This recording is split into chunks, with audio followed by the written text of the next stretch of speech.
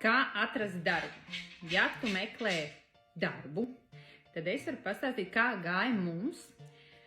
Pirmo reizi biju nonākusi nevis darba ņēmēju lomā, bet darba devēju lomā. Izdomājām Šarlu Caudumus, ka mums vajag papildus kādu komandas biedru, kas palīdzētu mums tikt ar visu to galā. Nu, lūk, tad ir 3 secinājums, kuri izriet man no šīs te otrās puses, kurā es biju. Pirmais, ko es varu pateikt, oldschoolīgi, bet nāc klātienē.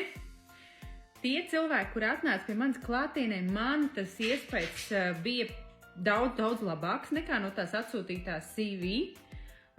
Otrs, mēs uzreiz sapratāmies. Jā, nē, tu saīsini šausmīgi tādu gaidīšanas vai kaut kādu ekspektāciju laiku uz ļoti īsu. Un ļoti daudz cilvēku atstāja ļoti tiešām pozitīvu iespēju par sevi. Otrais. Vai trešais? Es jau aizmirstu. Pirmais, nāc klātienē. Otrais, nomaini tās profila bildes. Nu tāds, jo es arī neticēju tai leģendai, ka jā, ka katrs darba devējs apskatīsies sociālos tīklos, kas tu esi pa zvēru.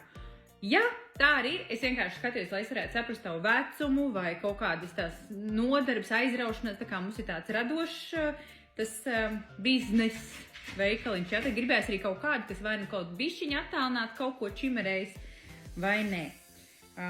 Un trešais ir uzdod jautājumus.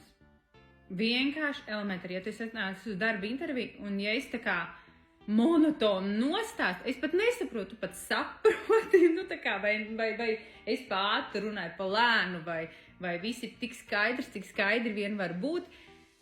Tie cilvēki, kas jautāja, vienalga pa ko pat netik specifiski saistīts ar darbu, bet vienkārši pieņemsim par audumiem, par radošajiem, par tur, nezinu, vienalga par biznesu vai kas tur kaimiņos mums darās, jā. Nu super, jā, tie ir above average. Kaut kā tā.